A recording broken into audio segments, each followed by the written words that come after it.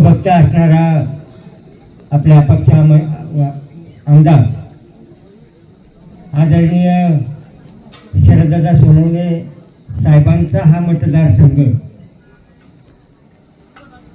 आपल्या या होऊ घातलेली जी जिल्हा परिषद आणि पंचायत समितीची जी निवडणूक आहे ती आपल्या सर्व कार्यकर्त्यांची आहे.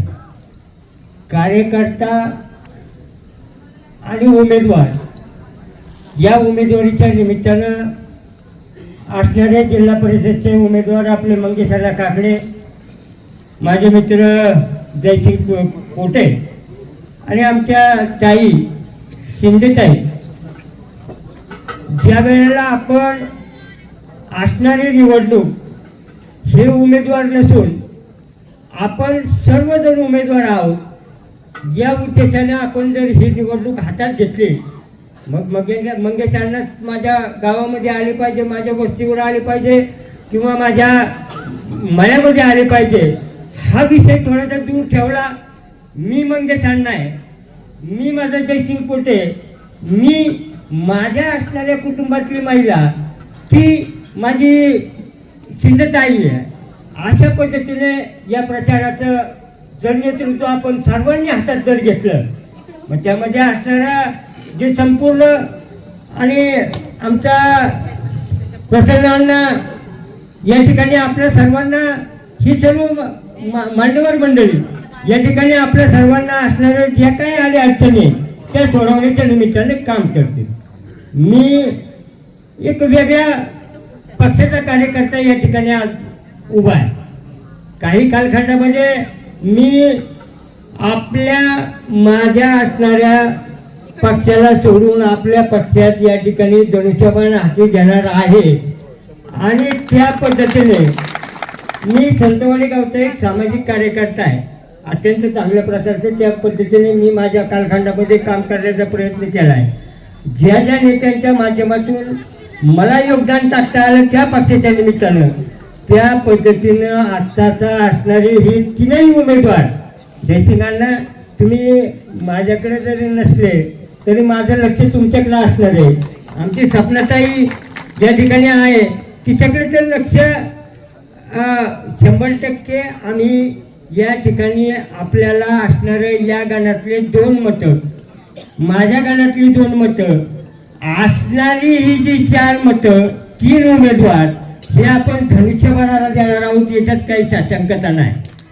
सगळ्यात महत्त्वाचं आता असणारी ही निवडणूक ही अण्णांची प्रत्येक वक्त बोलतोय 1 मताने गेला, 1 मताने गेला, 1 मताने गेला. अण्णा मागच्या वेळेला मी माझ्या नेत्याला मतदान केलं होतं, माझ्या मतामुळं माझा नेता निवडून आला होता. मी या ठिकाणी आता माझं मत तुम्हाला पडणार आहे याची नोंद तुम्ही घ्यायची आहे. नोंद घेत असताना माझ्याबरोबर असणारे सर्व कार्यकर्ते आज येणार नाही किंवा इथून पुढेही येणार नाही, परंतु तुमच्याबरोबर त्या ठिकाणी मतदानाच्या निमित्ताने माझ्या बूथवर जरी माझे कार्यकर्ते जरी दिसले नाही पण मतदान मात्र धनुष्यबाणाला पडणार आहे याची तुम्हाला ग्वाही देतो. हे सर्व करता असताना मार्गदर्शक माझे पंचायत समितीचे माझे नेते या ठिकाणी सूत्रसंचालन करतायत. आपल्या बूथाच्या निमित्ताने प्रत्येक विभागामध्ये माझे गाव आहे, माझ्या गावाच्या निमित्ताने माझे 2 बूथ आहेत. एक कोळवाडीला बूथ आहे माझा संतवाडी गावचा, बरं का, तिथे मतदार तर मला जवळजवळ 300-350 मतदार व्हावं लागते. आमची अवस्था अशी झाली की संतवाडीला 1 बूथ आहे पण कोळवाडीला आमचे 2 बूथ आहेत, म्हणजे 2 पेट्या असतात.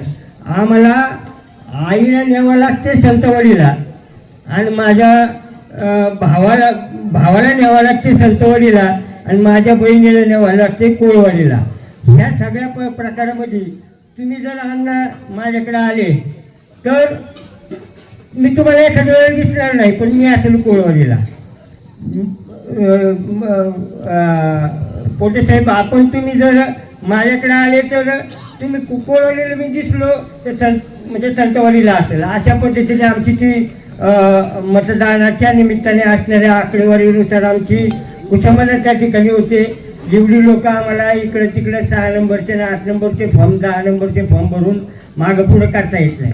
आता राहिला प्रत्येक बूथ वाईजचा असणारा जो काही कार्यकर्ता आहे त्या कार्यकर्त्याच्या निमित्ताने एक बूथ जे आहे त्या बूथवर 10 कार्यकर्त्यांची कमीत कमी आपण त्याची नियोजन करावं आणि त्या पद्धतीने मार्गदर्शन करतील किंवा आपण सर्वजण त्या पद्धतीने कार्यक्रम आपण हातात घेऊ. प्रत्येकजण हा हे 3ही उमेदवार आहेत अशा पद्धतीने आपण हातात ही निवडणूक घेऊ अशा प्रकारची या ग्वाही देतो. माझ्या संतवडी गावातील समस्त ग्रामस्थांच्या वतीने आपल्याला 3ही उमेदवारां आमच्या गावातले जे काही उमेदवार असतील तर ते अण्णांच्या निमित्ताने आणि आमच्या ताईंच्या निमित्ताने सरप्लस अशा पद्धतीने म्हणजे इतरांना जे काय मतदान होईल त्याच्यामध्ये कमीत कमी एक मतदान का होईल त्या पद्धतीने जास्त पडेल अशा प्रकारचे या ठिकाणी आश्वासन देतो.